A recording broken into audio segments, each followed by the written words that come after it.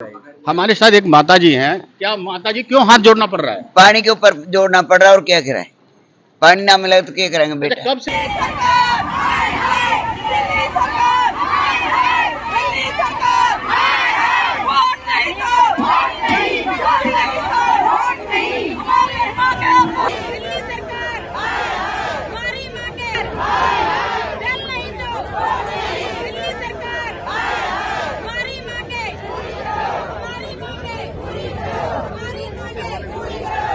जल ही जीवन है, यह स्लोगन अक्सर हम पढ़ते हैं, लेकिन जिंदगी जीने के लिए जो मूलभूत सुविधाएं हैं उनमें जल का बेहद अहम महत्व है। कहते हैं भूख और प्यास से तो लोग कुछ दिन जी सकते हैं, लेकिन अगर जल न मिले यानी पानी न मिले तो 3 दिन भी जीना मुश्किल हो जाता है और बमुश्किल इस जिंदगी के सफर को काटना होता है। तो क्यों नहीं आज हम उसी जल की चर्चा करते हैं जिसको लेकर यहाँ के लोग परेशान हैं।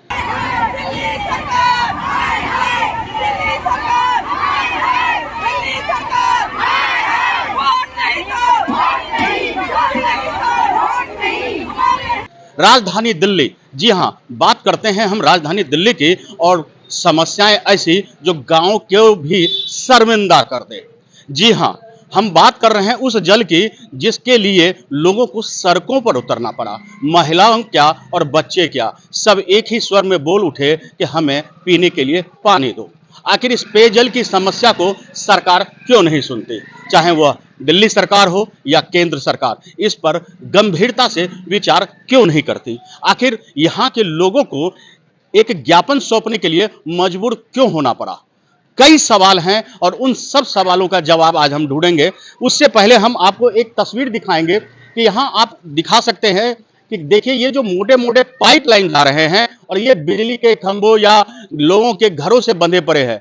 ये पाइपलाइन चीख चीख कर कह रहा है कि हम बिजली के तार कनेक्शन वाले तार नहीं हैं, हम बिजली आपूर्ति के तार नहीं हैं। से हमारे साथ कई लोग यहाँ मौजूद हैं जिन्होंने कल धरना प्रदर्शन में अपना योगदान दिया था। आज हम इनसे जानेंगे कि आखिर इन्हें धरना प्रदर्शन क्यों करना पड़ा। हमारे साथ यहाँ के क्षेत्र के पार्षद जी भी हैं, अनिल यादव जी, हम इनसे भी जानेंगे कि आखिर क्या कुछ कारण था और किस तरह से आप लोग क्या समस्याएं सामने देख रहे हैं और सरकार से क्या मांग रखते हैं। ऐसा है, कल का जो हमारा कार्यक्रम था पूरे गांव की तरफ से, ना कोई पार्टी का उसमें कोई वो नहीं था, कोई किसी पार्टी का, सभी पूरे गांव के लोग थे, चाहे कोई किसी पार्टी से जुड़े हुए थे। क्योंकि एक बहुत बड़ी समस्या हमारे जो ग्रामीण क्षेत्र में है उसमें कापासेड़ा भी एक है कि पानी की बहुत भारी किल्लत है। 1985 से हम RWA की तरफ से या जो भी नुमाइंदा जीत के आते थे उनको भी हमने काफ़ी इस बारे में बताया कि भाई कापासेड़ा की बुरी हालत है इसमें पानी की, क्योंकि यहाँ का जो जल स्तर है वो 500 पे पहुँच गया है और सरकार की तरफ से जो बोरवेल वगैरह है वो भी हमारे इतने पेंडिंग है कि वो भी हम अपने जल बोर्ड की तरफ से नहीं लग पा रहे हैं। कम से कम 30-35 बोर है जो रीबोर पेंडिंग है, 8-10 बोर है जो नए पास हुए हैं वो भी अभी तक नहीं चालू है। जो लग भी रहे हैं वो बिजली कनेक्शन के नाम पे या वैसे 3 से 6 महीना उसमें वो लगा देते हैं, जब उसमें कनेक्शन और वो लगते हैं चालू करते हैं तो वो कहते हैं भाई पानी नहीं है, ये फेल हो गया। तो इतने बुरे हालात है कापासेड़ा में कि हम आपसी सहयोग से जो अपने पुराने बोर जो गांव में हो रहे हैं उनसे ही आपस में मदद लेके काम चला रहे हैं कि भाई उनको बिजली उजली का जो उनका खर्चा आता है वो दे देते हैं और उनसे हमारा नहीं तो सारा गांव। यहाँ एक UGR बनाया है बिजवासन में, वो 2001 की जनसंख्या के आधार पे बनाया और 2024 आ गया है और आप देख लो कितना गैप हो गया। आज वो बोलते हैं कि भाई बिजवासन और उससे जुड़ी एक कॉलोनी है जो जब नहीं थी, आज वो भी 1 लाख के आसपास है उसमें, और कापासेड़ा में आबादी 3 लाख से भी ऊपर की है, एक गांव का वार्ड है ये। अब हालात ये है कि सरकार जो जनसंख्या के आधार पे अगर करे जो आज है उसके आधार पे कोई सुविधा अलग से कापासेड़ा के लिए UGR बनना चाहिए, जो कल हमने डिमांड रखी।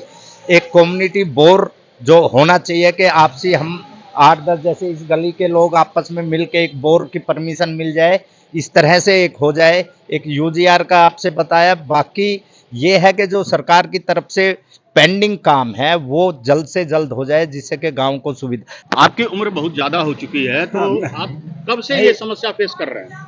सन 95 तक कर रहा हूँगा, बहुत दिन हो गए पानी पिए हमें तो। लगभग 29-30 साल। हाँ जी।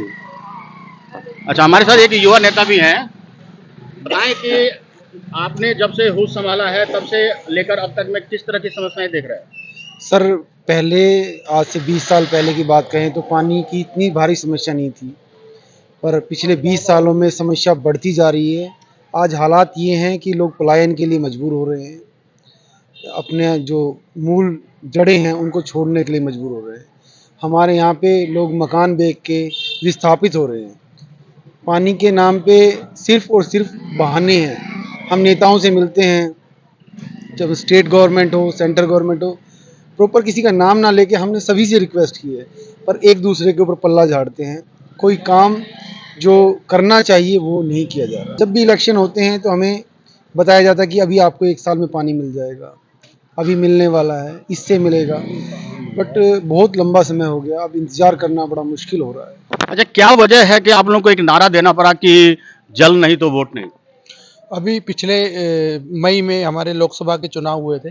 हमारे यहाँ रामवीर बिदुड़ी जी जो सांसद बने हैं वो हमारे यहाँ आए थे, तो उन्होंने एक आश्वासन दिया था हमारे को कि मैं जैसे ही जीत के आऊँगा और एलजी से मैं स्पेशल आप लोगों के लिए पानी की व्यवस्था कराऊँगा।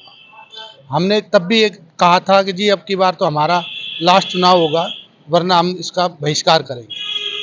और अब जाके एलजी हमारे रजोकरी से होते हुए रंगपुरी होके वापस चले गए, ना कि हमारे वार्ड में आए।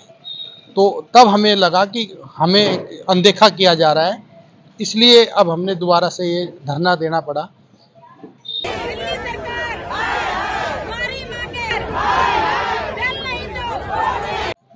एक नारा दिया गया है कि जल नहीं तो वोट नहीं। दरअसल इनकी व्यवस्था यह है कि इन्हें पानी चाहिए, और पानी के लिए अब ये लोग इस कदर परेशान हो चुके हैं, न्यायिक व्यवस्था हो या विधिक व्यवस्था के साथ साथ जो हमारा तीनों तंत्र है उन सब से गुहार लगाते लगाते ये लोग परेशान हो गए, और अंत में कह दिए कि इस बार वोट तभी देंगे जब हमारी समस्याओं को सुना जाएगा।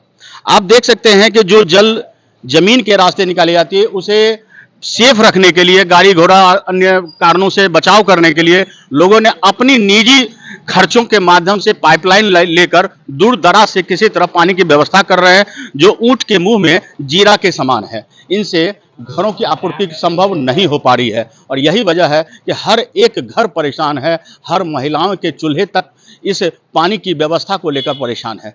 परेशानी तो संभव है ही, क्योंकि यहाँ का जमीन का लेयर भी अगर कोई निजी तौर पर बोरवेल करके चाहे कि इस पानी की समस्या से बच जाए तो नहीं है, क्योंकि लगभग 500 फुट और नीचे जा चुका है पानी, जिसके लेयर डाउन होने की वजह से यहाँ पर बोरवेल भी हर व्यक्ति के वश में नहीं है।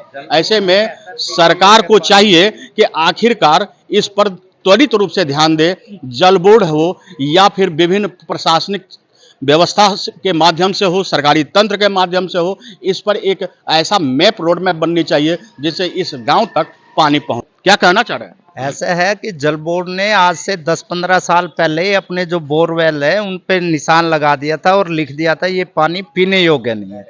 तो आज की डेट में आप लगा लो, जब प्रशासन ही ये बोल रहा है पीने योग्य है, तो हम किस तरह उस पानी को यूज करके काम चला रहे हैं। तो कितनी जल्दी हम लोगों को जो बाहर से पानी आना है वो हमें मिले, जिससे कि हमारा स्वास्थ्य वगैरह ठीक रहे।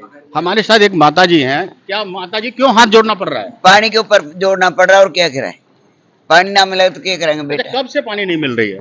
पानी कई साल होगा, आप तो ना मिल रहा पानी, बहुत परेशान है। मोल को पानी पिए हम तो लैंड बिचरी।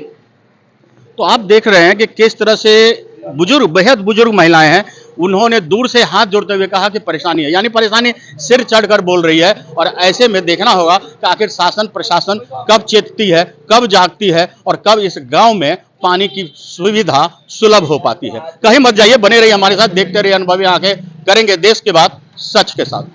तो आज के लिए इतना ही। हमारे साथ बने रहिए और देखते रहिए अनुभवी आंखें न्यूज, और पढ़ते रहिए अनुभवी आंखें अखबार।